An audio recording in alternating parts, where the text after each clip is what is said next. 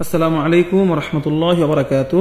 কে এখান থেকে পড়া, আজকের পড়াগুলো একটু খেয়াল করবেন।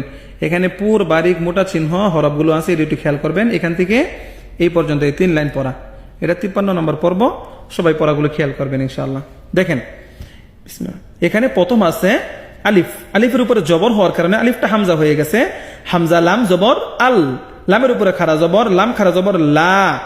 আমি কিন্তু এখানে বানাম করতেছি হামজা লাম জবর আল, লামের উপরে খাড়া জবর, লাম খাড়া জবর লা। এখন আল্লাহ পড়া যাইব না, এখানে পড়তে হবে কি আল্লাহ, আল্লাহ হাফেশ হু, আল্লাহু। কেন?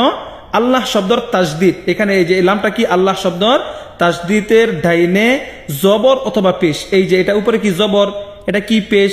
যদি কোনো সময় এই জবর অথবা পেশ আসে তাহলে কি এই লামটা পুর করিয়া পড়িতে হবে, যেমন আল্লাহু, আল্লাহু। দেখছেন? এখন দেখেন এখানে কি লাম লামজের লিল, লাম খারা জবর লা। এখানে কি পড়তে হবে লিল্লাহ, হাজের হি, লিল্লাহি।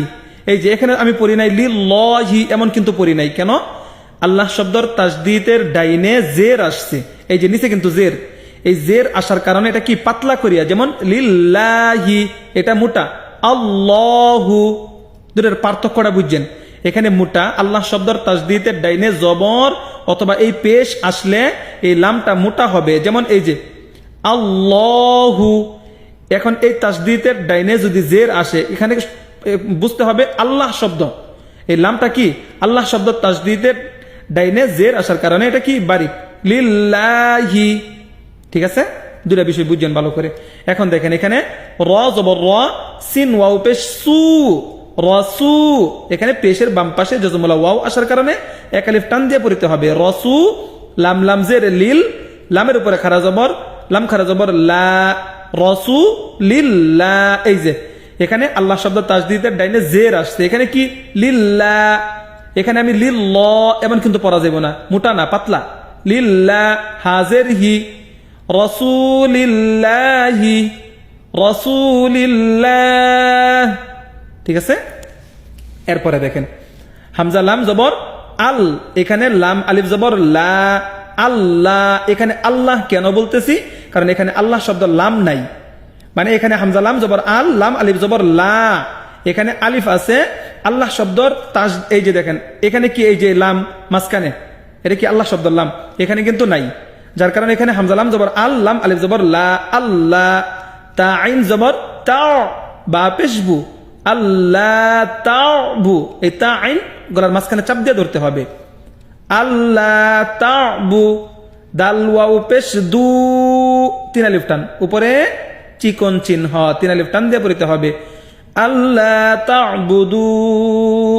এখন হামজা লামজের ইল, হামজা লামজের ইল। এখন এই লাম, এই যে আল্লাহ শব্দ তাসদিদের লামকে ধরতেছে, এখানে মোটা লাম লাম জবর লাল, লাম খারা জবর লা। এই যে ইল লাল্লাহ, হা জবর হা, ইল্লাল্লাহ। দেখেন খেয়াল করেন। এখন এখান থেকে আল্লাহ তা'বুদু ইল্লাল্লাহ, এই যে ইল্লাল্লাহ ওয়াকফের কারণে ইল্লাল্লাহ।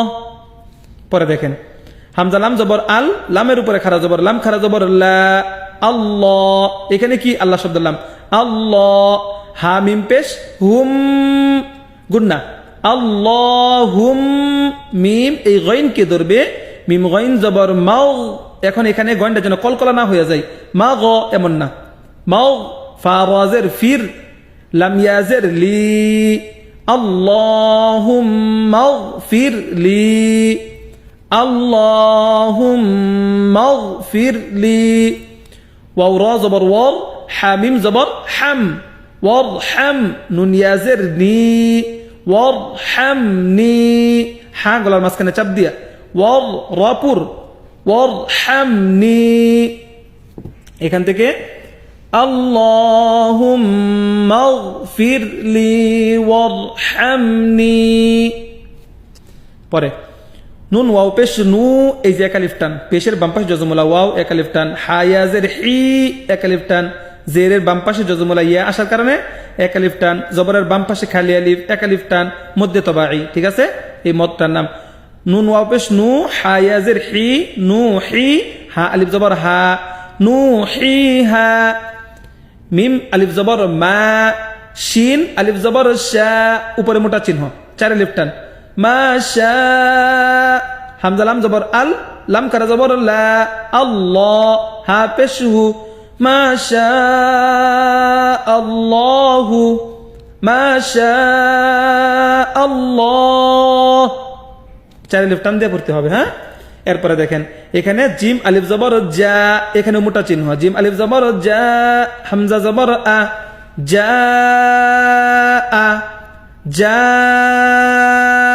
আ, এই যে 4 আলিফ টান।